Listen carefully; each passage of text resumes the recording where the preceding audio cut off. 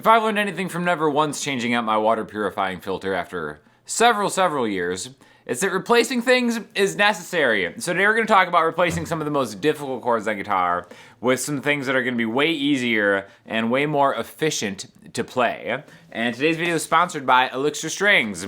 Unlike the LA City tap water, they're not going to give you lead poisoning. They're actually just incredible strings. We're going to talk more about these strings later, but these are the ones I use. I use the 12 to 53 Foster Browns ones. Affiliate link in the description. Let's talk about replacing some chords, all right? Now, what we want to do is we want to selectively replace things. So we're going to go through an entire key. We're going to do a couple keys, actually. And then at the end of the lesson, I'm actually going to do a song where I utilize everything we talk about, all right? So we're going to start off with the key of D major, all right? Now, the chords in the key of D major are as follow. You don't have to remember this because I think there's an easier way that we can talk about these as we go through the lesson. But the first chord is D major. The 2 chord is E minor. The 3 chord is F sharp minor. Oh, it's so difficult to play. The 4 chord is G major. The 5 chord is A major. The 6 chord is B minor. Also so difficult to play.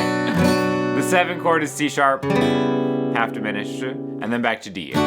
All right, so if you look at like the hand shape that you do, it's like, this is a totally different shape every single time. And it's like, you're doing a lot of moving, which is great when you're starting out. It's great to kind of move that stuff around, but way easier ways to do it, all right? So what we're gonna do is we're gonna focus firstly on the lowest 3 strings, okay?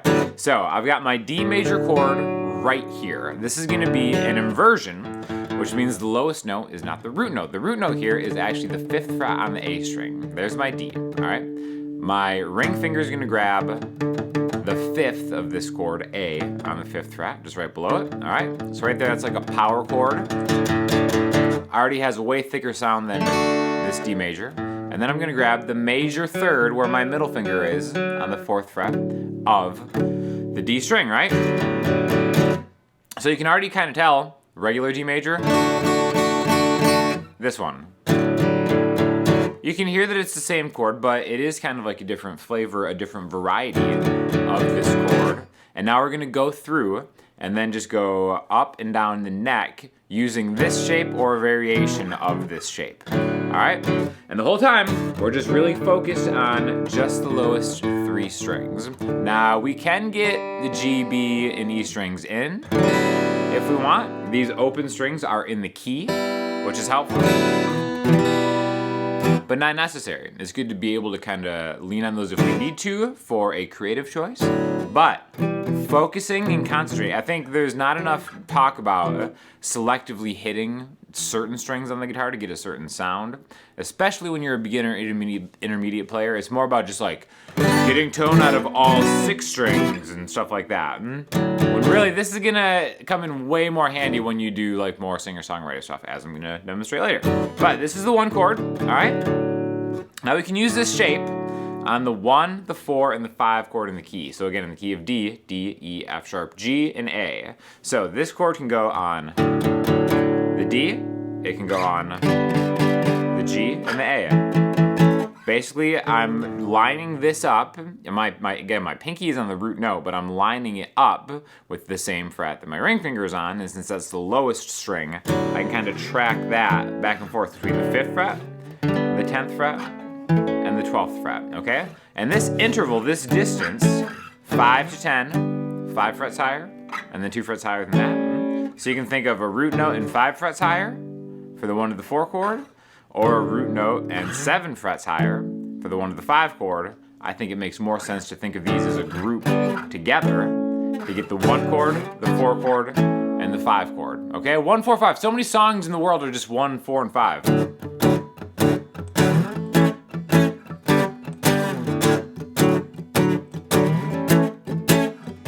And that sounds way different than using the open chord counterparts. Not that one is better than the other, but especially in a song, when you're doing an acoustic version of it, where you're kind of wanting the verses and the chorus to sound a little different, this is a great way to utilize this to replace those open chords with something that maybe is easier and sounds different. Now in between, we've got a couple minor chords, remember. E minor, F sharp minor, G. So all we do here is we're gonna go 2 frets higher, and then we're gonna flatten the third, right? So instead of going 7, 7, 6, we're gonna go 7, 7, 5. The distance between the 7th fret on the A string and the 5th fret on the D string is a minor third. Now, that makes it a minor chord. Root note is still where your pinky is, an E, E minor, or E minor.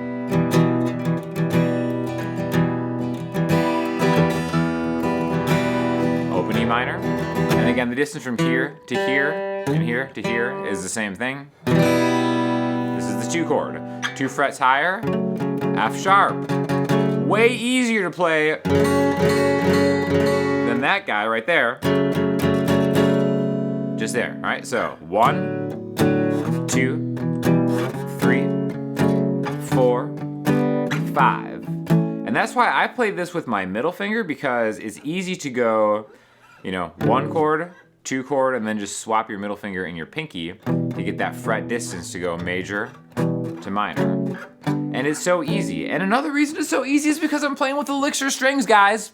Come on, they're the best. I even matched my shirt to kind of blend in with the packaging because I'm that kind of a fashion icon. And also because I'm a little delirious from drinking the tap water out here.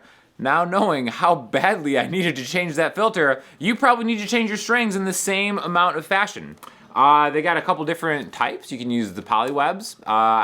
Those have a different kind of brighter sound. These sound a little bit more like, when I say these, I mean the phosphor bronze nanowebs. These sound a little bit more like maybe the natural guitar sound that I grew up listening to but hated the feel of. So that's why I like the phosphor bronze nanowebs, because it sounds like the best uncoated strings, but they're still coated, so they're easier on your fingers and they last way longer.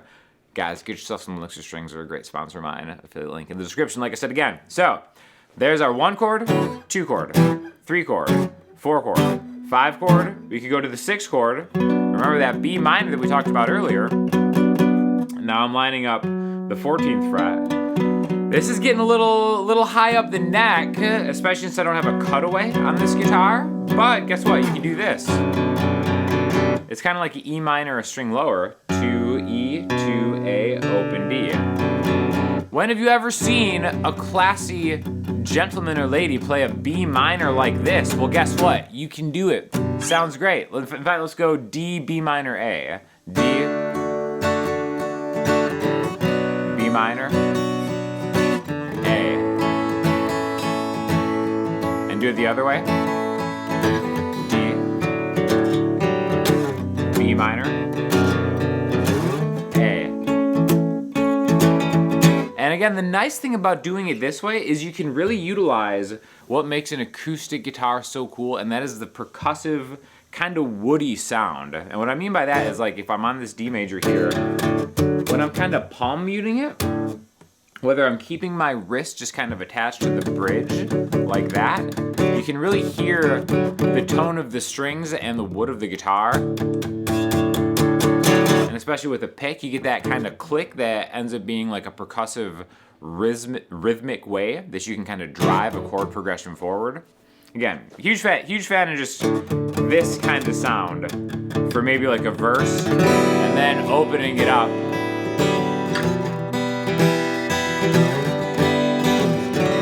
with the chorus or something like that. Now, right now, we're just tracking things up and down the A string. We can actually take this same idea and go to the E string as well. In fact, let's start with that 1 chord again. Instead of going all the way to the 12th fret to get the 5 chord, we can really just do this. Like that. So all I'm doing is I'm taking my pinky up, and then I'm shifting my middle finger down a string. So now I have 5 on the E string, 4 on the A string. And this is like an A major chord, which again leads you back into your traditional G chord, albeit maybe a different fingering than how you're used to, right? But being able to kind of make these connections between like that, I think is like a really kind of important, cool thing that you can do, right? Because now I can go 1 chord, 5 chord, 4 chord, 6 chord like this. If I want to do like a B minor, here I can get the B on the 7th fret and the D on the 5th fret. And what's nice about this is if I still want to utilize all 3 of the lower strings, I can maybe add another note to get a different type of sound, right? So again, B minor, like I said, was the 6th chord in this key. A B7, which maybe you've played like this before. Something like that. We're playing it 7, E, 5, A, 7, D. So now my pinky is in line with my ring finger, just like it was when I was doing the chords like this.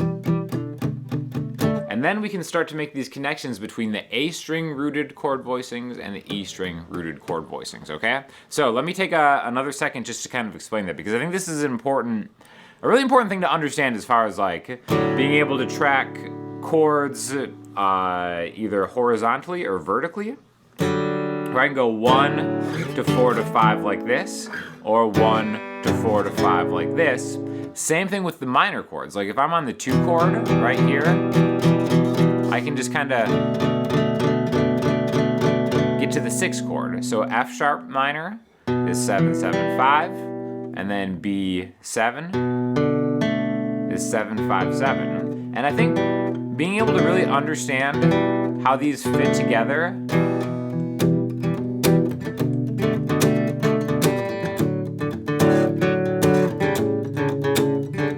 so much easier to play. F sharp minor to B minor, D to A.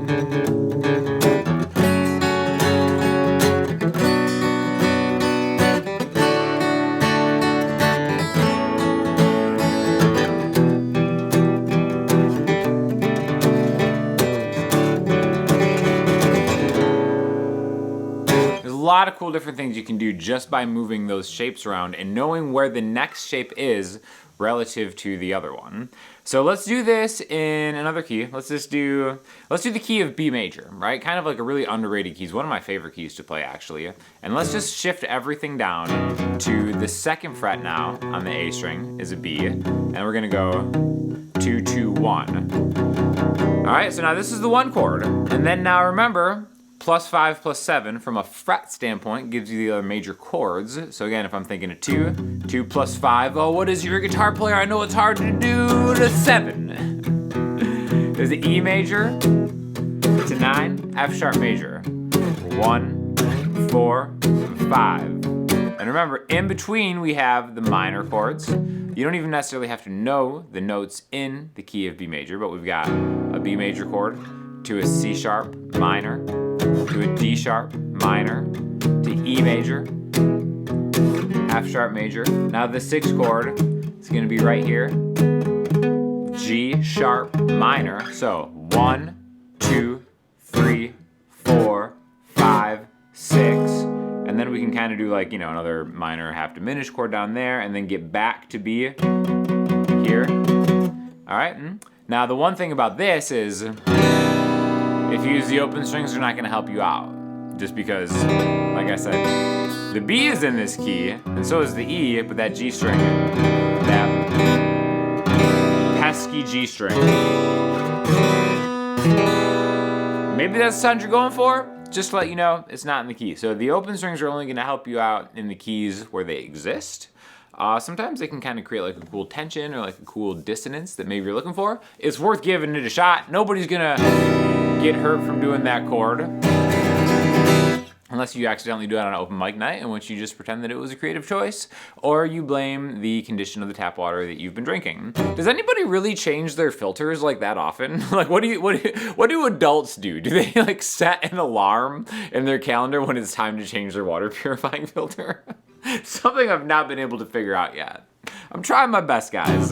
That's why please get these little extra strings, because the amount of body remediation I'm gonna have to be doing from drinking bad water, I don't really want to think about right now. Anyways, I want to show you guys an example of me using this in context. This is a song I just wrote with my friend Lilou, and little trick I did in there. I wore the same shirt, but I cut my hair. So we're actually traveling back in time, where I look much different but the same at the same time. Again, this is what drinking that water does to you guys.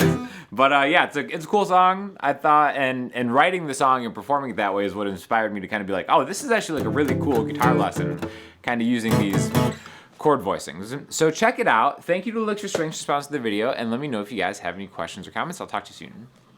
3, 4.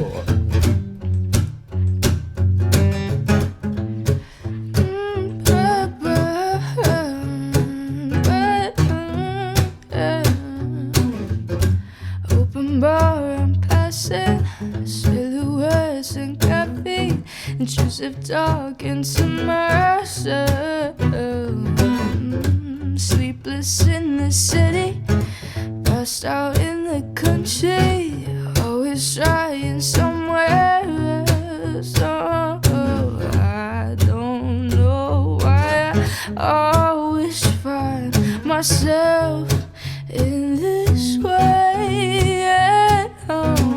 And it gets amplified. It's all I've ever been. There's something in your mind that keeps me coming back. I don't know what you want, but I give you all I have. There's something in your mind that keeps me coming back. I don't know what you want, but I give you all I have. There's something in your